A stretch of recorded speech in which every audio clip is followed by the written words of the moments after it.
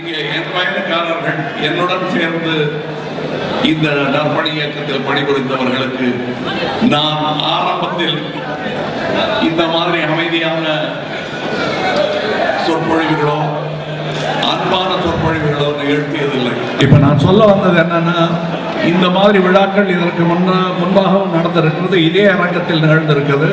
ஆனால் பத்திரிகையாளர்கள் வந்ததே இல்லை.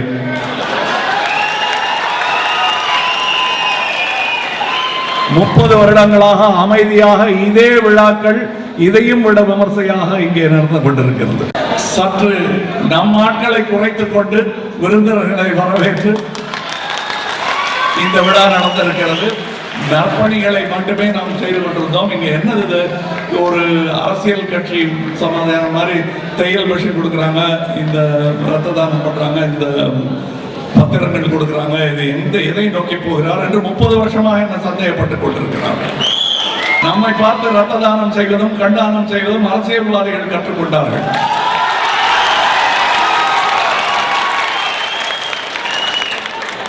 நாம் சந்தோஷப்பட்டோம், கர்வப்படவில்லை. நம்மை பார்த்து பல கலைஞர்களின் ரசிகர் மன்றங்கள் நற்பணி மன்றங்கள் ஆயின. அதற்கு முன்னோடியாக நான் திகழ்ந்தேன் என்றால் அது போய், நீங்கள் திகழ்கிறீர்கள் என்பதுதான். இப்பொழுது நான் சொன்ன விஷயம் சினிமாக்காரன் முன்னாடி அலையாதீங்க, அது ஏதாவது நல்ல காரியத்துக்கு பயன்படுத்துங்கன்னு உங்க பெற்றோர்களும் விவரம் தெரிந்த எல்லாரும் சொல்லும் விஷயம்தான். அதைத்தான் நானும் சொன்னேன் உங்களுக்கு. ஆனால் என்னுடைய பேச்சை கேட்டு அது செயலாக மாற்றி, சாத்தியம் என்பது சொல்லல்ல செயல் என்று செய்து காட்டுவார்கள். இது எல்லாம் பேசி எழுதி வச்சுக்கிட்டு சொல்ற மாதிரி இல்லை. இந்த சாத்தியம் என்பது சொல்லல்ல செயல் என்பது நான் 30 வருடமாக உங்களிடம் சொல்லிக் கொண்டிருப்பேன். அது என்ன அர்த்தம்னா, செஞ்சிடறாங்கன்னு செய்யாம இருந்துருவீங்களோங்கிறதுக்காக செஞ்சு காட்டுங்கிறதுக்கான விஷயங்கள், அதை செய்து காட்டிய வீரர்கள் நீங்கள். அதனால வேலை முடிஞ்சு போச்சு, நம்ம ரிட்டையர் ஆயிடலாம் நினைக்காதீங்க. இப்பதான் வேலை ஆரம்பிச்சிருக்கு.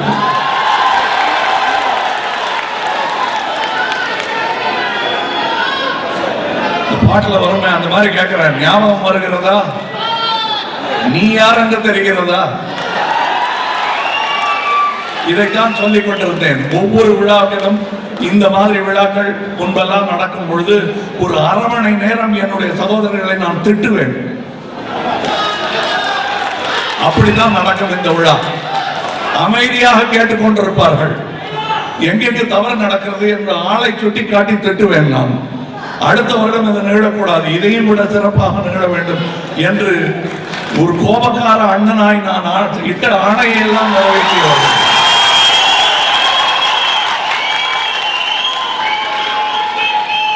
இன்று அந்த விருந்தாளிகளுக்கு முன்னாடி வழக்கம் போல வையாமல் உங்களை வாழ்த்துகிறேன். ஏன்னா விருந்தாளி வந்துட்டா அது வரையில தலையில கூட்டிகிட்டு இருப்பாங்க, அம்மா நல்லா படிப்பான் அப்படின்னு சொல்லுவாங்க ஒரு வார்த்தை. அந்த ஒரு வார்த்தைக்காக வருடம் பூரா கூட்டு வாங்க வேண்டும்.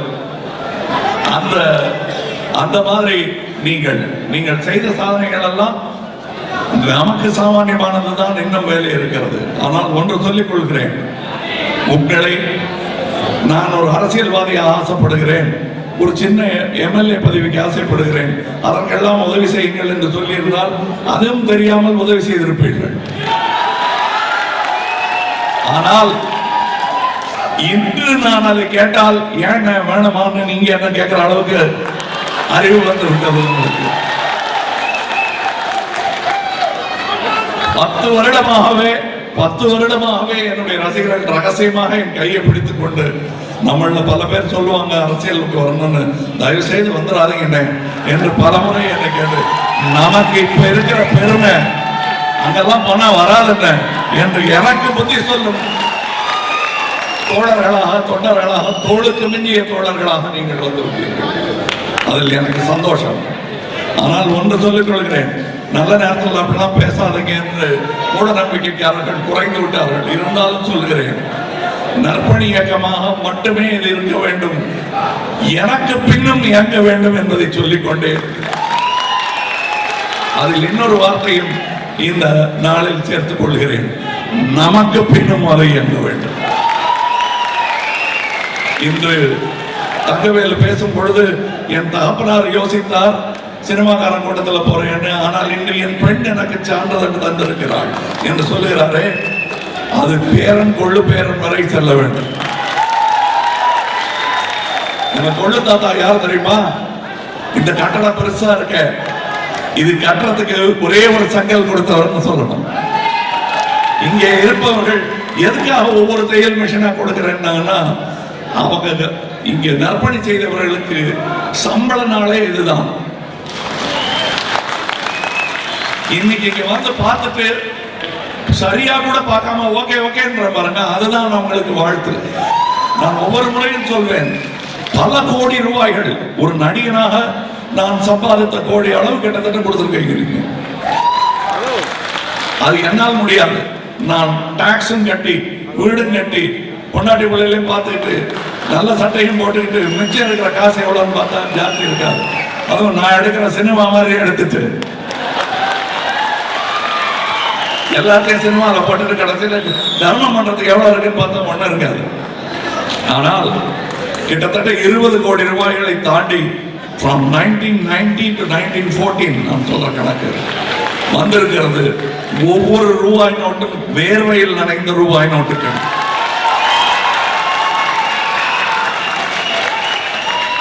அது நான் கொடுத்த ரூபாய் ரொம்ப கம்மி பர்சன்டேஜ் தான். நீங்க கொடுத்த ரூபாய் தான் மேல் நோக்கி நிற்கிறது. அந்த விழா தான் இது.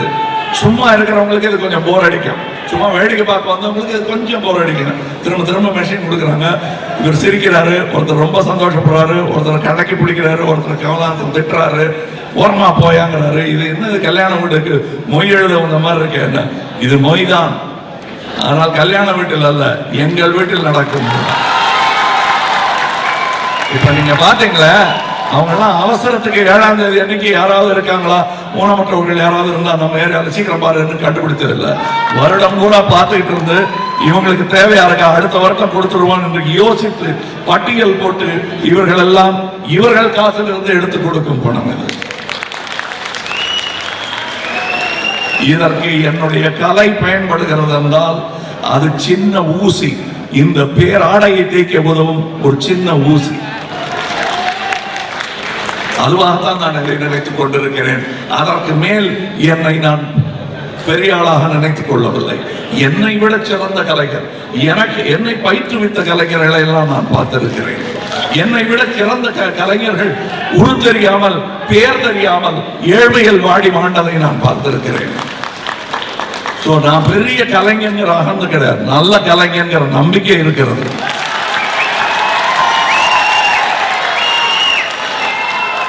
ஆனால் அதை மிக நல்ல கலைஞனாக ஆக்கியது என்ன தெரியுமா? உங்கள் நற்பணி தான். இல்லைன்னா வெறும் கலைஞர்கிறதோட முடிஞ்சு போயிருக்கோம்.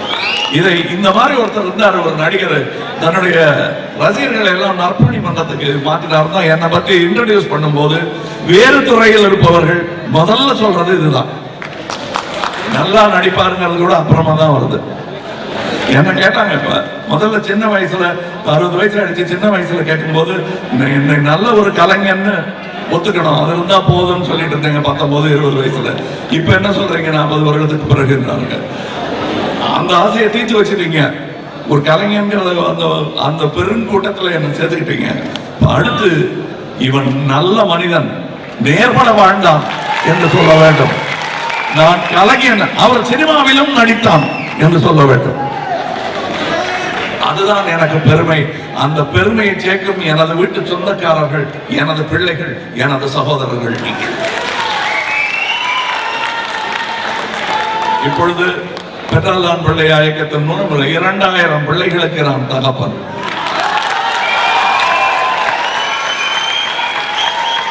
அந்த பிள்ளைகள் பிழைக்குமா என்று சந்தேகப்பட்டுக் கொண்டிருந்தோம் 5 வருடம் முன்பு. இன்று நான் வக்கீலுக்கு படிக்க போகிறேன், டாக்டருக்கு படிக்க போகிறேன் அப்பா என்கிறார்கள். அந்த விழாக்கள் அதை ரேடியோ ப்ரோக்ராம் ரெக்கார்ட் பண்றாங்க, டிவி வச்சு எடுக்கிறாங்க. அதுல நான் அந்த ஒரு குழந்தையிடம் சொன்னேன், நான் பல மாதிரி நடிச்சிருக்கேன், பல சினிமாக்கள்ல அழற மாதிரி நடிச்சிருக்கேன், அழாத மாதிரி நடிக்கிறது ரொம்ப கஷ்டமா இருக்குமா என்று சொன்னேன். அந்த அளவுக்கு சாதனையாளர்கள் அந்த பிள்ளைகள். அவர்களுக்கு உதவும் பாக்கியம் எனக்கு கிடைத்ததை நான் பெருமையாக நினைக்கிறேன். அந்த மாதிரி எத்தனையோ ஆயிரம் பிள்ளைகள் இருக்கிறார்கள். அவர்களுக்கு சேவை செய்ய வேண்டிய கடமை நமக்கு இருக்கிறது. ஆக உங்களுக்கு இருக்க கடமை எவ்வளவு பெரிய கடமை பார்த்தீர்களா? உங்கள் வேலை முடிந்து விட்டதாக தயவு செய்து நினைக்காதீர்கள். ஆரம்பிக்க கூட இல்லை என்று நினைத்துக் கொள்ளுங்கள். இங்கே வந்து பல பேர் நமக்கு இருக்காங்க, பரிவினர்கள் இருக்காங்க. உதாரணத்திற்கு ஒருவரை சொல்கிறேன். நம் இயக்கத்தில் இருக்கும் இயக்க தொண்டர்கள் எல்லாருமே பெரிய மனிதர்கள் தான். ஒரு உதாரணமாக, வெளியிலிருந்து இன்று நம்மில் ஒருவராகவே மாறிவிட்ட வெறும் விசலடிச்சாங்குஞ்சுகள் கூட்டம் என்று மற்றவர்கள் நினைத்துக் கொண்டிருந்த பொழுது ஒரு டாக்டர், ஒரு வக்கீல் என்று பல பேர் நம்முடன் வந்து சேர்ந்தார்கள். அதில் ஒரு டாக்டர் தனியாக டிஸ்பென்சரி வைக்காமல் நம்முடன் தொடர்பு வைத்துக் கொண்டார். நாம் இரத்த தானம் செய்யும் பொழுது அந்த இரத்த தானம் செய்தால் வியாபாரம் கெடுகிறது என்று சில மருத்துவர்கள் பயந்தார்கள். அதையெல்லாம் மீறி இன்று ஒரு டாக்டர் பல இருதய சிகிச்சைகள் இலவசமாக செய்வதற்கு நம்முடன் பஸ்ஸில் ஏறி வந்து பஸ் சார்ஜை அவரே போட்டுக்கிட்டு வந்து நம்முடன் செஞ்சு வேலை செய்திருக்கிறார். டாக்டர் ரகுபதி அவர்கள் இங்கே இருக்கிறார்கள். இன்றல்ல நேற்றல்ல 25-30 ஆண்டு காலமாக நம்முடன் இருக்கிறார்கள். இங்கேயும் சில குழந்தைகள் வந்திருக்கிறார்கள். அந்த குழந்தையின் தாய்மார்களுக்கு இத்தகைய வியாதி இருக்கிறது என்றே தெரியாத தாய்மார்கள். இந்த உதவி நடக்கவில்லை என்றால் அந்த குழந்தைகள் இல்லாமலே போயிருப்பார். எத்தனை பெரிய விஞ்ஞானிகளை, தலைவர்களை நாம் இழந்திருப்போமோ தெரியாது. அவர்கள் என்னவாக வருவார்கள், எத்தகைய வீராங்கனையாக மாறுவார்கள் என்று தெரியாது. இன்று இங்கே இருந்து உடல் நலமாகி இந்த பேச்சை கேட்டிருக்க கொண்டிருக்கும் குழந்தைக்கு இந்த பேச்சு புரியாமல் போகலாம். ஆனால் இந்த உழைப்பும் இந்த உணர்வும் ஒரு காலத்தில் புரியும். அதற்கு அந்த பிள்ளைக்கு வந்த வியாதி குணமாகிவிட்டது. ஆனால் நமக்கு இருக்கும் இந்த அரிய குணம் தொற்று நோயை விட வேகமாக அதற்கு தொற்றிக்கொள்ளட்டும். நம்ம முந்தியெல்லாம் சொல்லுவாங்க, நம்ம மேஜிக்கலா சொல்லுவாங்க, மெத்தாலஜி கதைகள், கேட்டான் கிடைத்தது, தபசு இருந்தான் என்றெல்லாம் சொல்லுவோம். இந்த தபசுன்னா என்ன, அப்படிலாம் நடக்குமான்னு எனக்கு முந்தி ஒரு சந்தேகம் வரும். தபசுனா என்னங்கிறதை உங்களை பார்த்து புரிந்து கொண்டேன், நம்மை பார்த்து தெரிந்து கொண்டேன். 30 வருடமாக நாம் இருப்பது தபசுதான். நீங்கள் தபசிகள் தான். உங்களிடம் சேர்ந்து நான் இருக்கிறேன். உங்களை என்னை பார்த்து என்ன பெரிய முனியான்னு கேட்டா ஆமாண்டான்னு தைரியமா சொல்லலாம். அதுதான், அவ்வளவுதான். இதுல வேற மாய மந்திரமே இல்லை. நமக்கு இடத்தரகர்கள் கிடையாது, நமக்கு பூசாரிகள் கிடையாது. நேராக சென்று நாம் விரும்பும் அந்த விஷயத்தை தொட்டு பார்க்க முடியும். அப்படி பார்த்து அதனுடன் விளையாடியவர்கள் நாம், விளையாடி கொண்டிருப்பவர்கள் நாம். நற்பணி செய்ய வேண்டும், சுத்தம் நமது வேலையாக இருக்க வேண்டும் என்று சொல்லி 30 வருடங்கள் ஆகிவிட்டன. சொன்ன மறுகணத்தில் அடுத்த மாசமே இடுப்பளவு சாக்கடை நீரில் ஒரு பக்கெட்டிடம் இறங்கிக் கொண்டு அதை கொண்டு வெளியே ஊற்றும் போட்டோவை எனக்கு அனுப்பி வைத்த அந்த தொண்டர்கள் தான் இன்றைய இந்த இயக்கத்தின் தலைவர்கள்.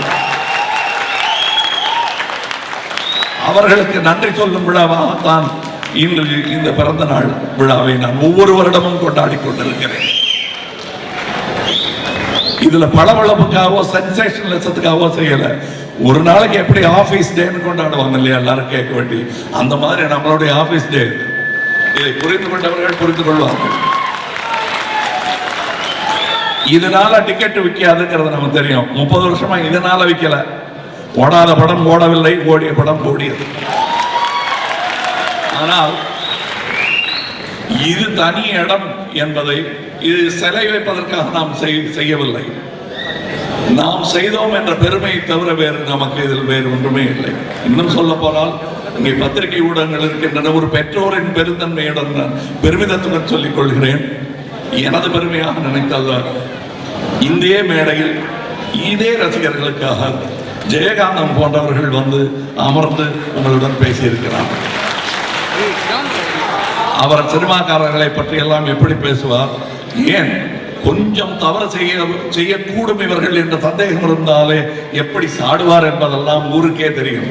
அவருக்கு அமைதியாக உங்களை பார்த்து கண்கலங்க உங்களை பாராட்டி விட்டு சென்றார் என்பதுதான் உங்களுக்கெல்லாம் முன்பே கிடைத்த மெடல். அந்த மெடல், அந்த சர்டிபிகேட் எல்லாம் இன்று மாண்புமிகு பிரதம மந்திரியிடமிருந்து உங்களுக்கு கிடைத்திருக்கிறது. இது என் பெயரை குறிப்பிட்டிருக்கிறார்கள். ஏன்னா டக்குன்னு அத்தனை பேர் பேரை சொல்ல முடியாது இல்லையா, அதுக்காக என் பெயரை சொல்லி அதை மாத்திரம் ஞாபகம் வச்சுக்கங்க. என் பெயர் அங்கே சொல்லப்படும் போதெல்லாம் என்னைத்தான் சொல்லுகிறார்கள் என்று நீங்கள் நினைக்க வேண்டும். அப்படி நினைத்தால்தான் நமது வேலை தொடரும். எனக்கு இது இப்ப சரி, இது ஒரு நிறைவு விழா மாதிரி பேசுறேன்னு தயவு செய்து நினைச்சிடாதீங்க. இன்னும் ஆரம்பிக்க கூட இல்லை. போக வேண்டிய தூரம் நிறைய இருக்கிறது, நிறைய வேலை இருக்கிறது. இன்னும் நம் ஊடகங்களும் கலையும் பெருகி வளர்ந்து கொண்டிருக்கின்றது. செய்தியும் பொழுதுபோக்கும் கூட கலக்கும் நேரம் வந்துவிட்டது. இப்பொழுது வெவ்வேறு ஊடகங்கள் ஒன்றாக கலந்து வெவ்வேறு அரங்கத்தில் அரங்கேறும் புதிய நூதன விஞ்ஞானம் நம்மை நோக்கி வந்து கொண்டிருக்கிறது. இதே ஒரு 15 வருடத்திற்கு முன்னால் பேசும்போது இணையதளம் என்று ஒன்று இல்லை. 20 வருடத்திற்கு முன்னால் வரும் என்பதை உங்களிடம் சொல்லி இருக்கிறேன். அதற்கு ஆயத்தப்பட்டும் இருக்கிறோம் நாம் என்பது உங்களுக்கு தெரியும். மாதம் முடிந்த வரையெல்லாம் நாம் 500 பேராக எப்படி பேச முடிகிறது என்பது நமக்கு தெரியும். ஸ்கைப்பின் மூலம் பேச தொடங்கிய முதல் தனி கூட்டமாக இருந்திருப்போம். நான் ஒரே நேரத்தில் 35,000 பேருடன் எல்லாம் நான் பேசி இருக்கிறேன். அப்படி விஞ்ஞானத்தையும் மெய்ஞானத்தையும் உணர்ந்தவர்கள் நாம். அது எங்கோ கோவில்களிலும் கோபுரங்களிலும் யூனிவர்சிட்டிகளிலும் உள்ளே இருப்பதாக நினைக்கிறார்கள். நான் குப்பை மேட்டில் கூட ஞானம் பொறுக்கும் கெட்டிக்காரர்கள் என்பதை இன்று நிரூபித்துக் கொண்டிருக்கிறோம். குப்பை மேட்டில் பொறுக்கி எடுத்த ஞானம் தான் எனக்கு நமக்கு பாராட்டாக வருகிறது என்பதை புரிந்து கொள்ளுங்கள். உங்களிடம் ஒவ்வொரு வருடமும் நான் சொல்லும் வார்த்தைகளை விட இன்று குதூகலமாக இருக்கும். விருந்தாளிகள் வந்திருக்கிறார்கள். விமர்சனங்களை பிறகு பார்த்துக் கொள்ளலாம். இன்னும் சொல்ல வேண்டியது நிறைய இருக்கிறது. நாம் நிறைய சொல்ல வேண்டியிருக்கிறது, நிறைய பேச வேண்டியிருக்கிறது. நிறைய பணிகளும் உங்களுக்கு காத்திருக்கின்றன. வழக்கமாக நாம் செய்து முடிக்கும் மேடையில் செய்து முடிக்கும் பணிகளை எல்லாம் இன்று செய்ய முடியவில்லை. காரணம், வந்திருந்த விருந்தினர்களுக்கு நீங்கள் யார் என்பதை அறிமுகப்படுத்த கடமைப்பட்டிருந்தேன். அதனால் பாதியை சொல்லி முடித்திருக்கிறேன்.